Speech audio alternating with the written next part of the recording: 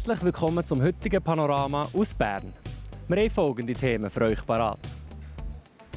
Der Bernische Kantonale Schwingerverband und die Chancengleichheit an den Schulen. Im stark besetzten Berner Schwingerverband läuft es in der letzten nicht immer rund. Der Königs- und der Unspunnentitel mussten sie abgeben. Der technische Leiter des BKSV hat mit meinem Kollegen Manuel Moser über das anstehende Jubiläumsschwingen im Appenzell geredet und über sein bisheriges Jahreshighlight. Ja, das Highlight, das ist noch schwierig zu sagen. Wir hatten ein paar Highlights.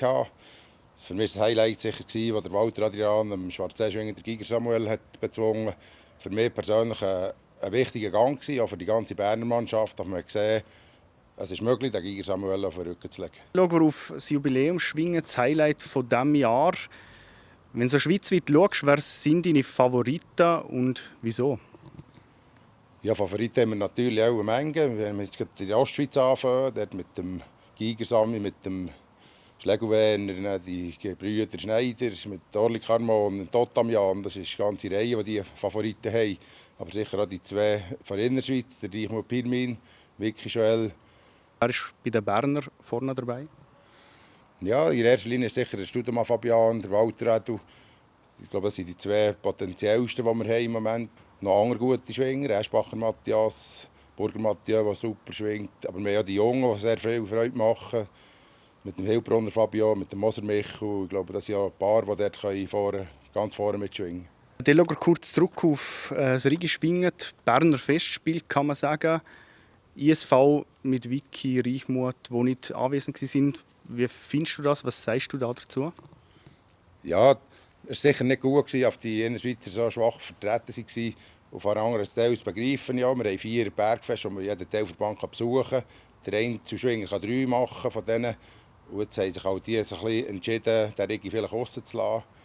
Und vielleicht ist auch nicht zu sagen, wir Berner waren 6 oder fast 8 Jahre nie mehr auf dem Rigi gewesen.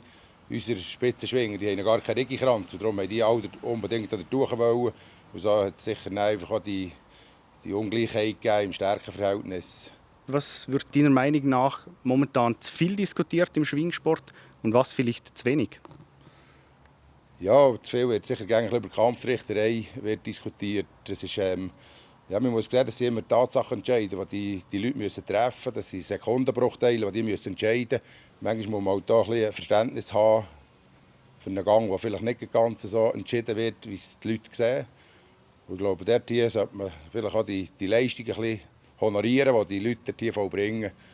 Und zu wenig diskutiert wird nichts? Ja, zu wenig wird sicher nicht diskutiert über den Schwingsport im Moment. Ich glaube, die Hochachtung von diesen Kampfrichtern ist, über das wird vielleicht zu wenig diskutiert. Nicht mehr eher auf der negativen Seite als auf der positiven. Chancengleichheit wird in der Schweiz gross geschrieben. Jetzt hat aber eine Studie von der Universitäten Bern und Zürich herausgefunden, dass bei den Schulnoten dünne und wohlhabende Modis bevorzugt werden. Was das für das Schulsystem und auch für unsere Gesellschaft bedeutet, hat mein Kollege Ben Abeckle von Mitverfasserin Sandra Gilgen wissen.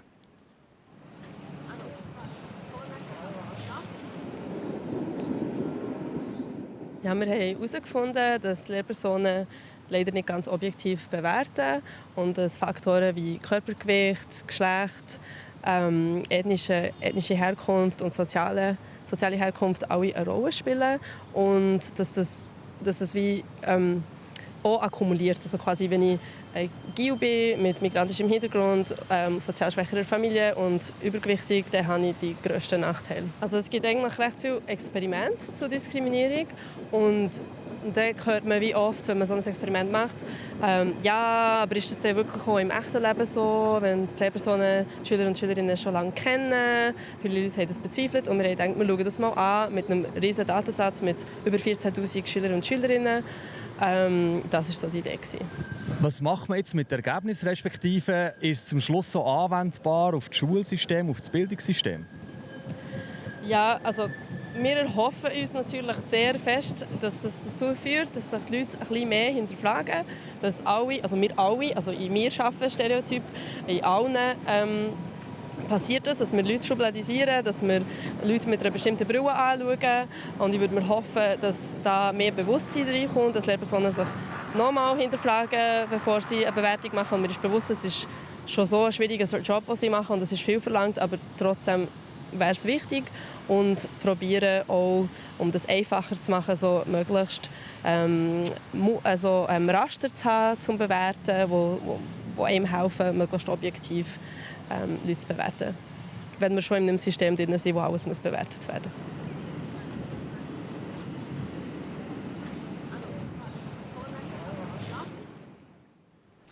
Das wäre es schon wieder mit dem heutigen Panorama aus Bern.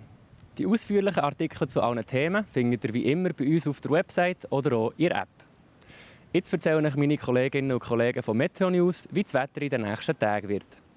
Merci vielmals fürs Zuschauen und euch einen schönen Abend zusammen. Das Wetter wird euch präsentiert von Made in Bern.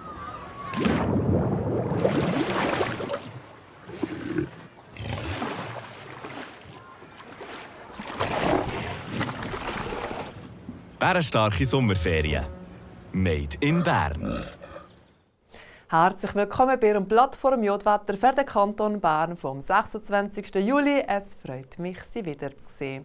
Ich hoffe, Sie haben eine tolle Woche gehabt und sind bereit für das Wochenende. Ja, heiß ist es schon gestern und heiß ist es auch heute geworden und morgen und die nächste Woche wird es noch heißer. Denn morgen sind die Druckgegensätze zwischen Südwest-, Mittel- und Osteuropa relativ gering. Mit einer südwestlichen Strömung erreicht uns sehr warme, aber auch labil geschichtete Luft. Morgen starten wir ähnlich wie heute. Es ist recht sonnig, aber nicht wolkenlos. Es gibt einmal mehr, mal weniger hohe Wolkenfelder. Im Oberland und im Jura bilden sich auch Quellwolken. Ja, und wer am Morgen rechtzeitig wach ist, nutzt die Morgentemperaturen, um die Wohnung durchzulüften. In Bern starten wir zum Beispiel mit 16 Grad. Die Quellwolken im Oberland und im Jura werden am Nachmittag grösser und es bilden sich Hitzegewitter. Im Flachland bleibt es meist trocken. Ein Restrisiko besteht. Und dazu wird es hochsommerlich heiß. Im Burgdorf zum Beispiel erwarten wir um die 30 Grad. Ja, am Sonntagvormittag sorgt dann ein Kaltfront für Regengüsse oder Gewitter und tagsüber nimmt der Hochdruckeinfluss zu und die Sonne die bekommt mehr Platz am Himmel. Und der Platz am Himmel behalten sie bis am Mittwoch. Vom Montag bis am Mittwoch wird es hochsommerlich heiß und tschüss auf den Donnerstag, den 1. August, soll es in der ganzen Schweiz veränderlich werden mit Regengüssen und Gewitter. Ja, das war schon wieder Ihre Plattform Jodwetter für den Kanton Bern. Herzlichen Dank fürs Zuschauen und weiterhin eine wunderbare Sommerzeit. Ade miteinander.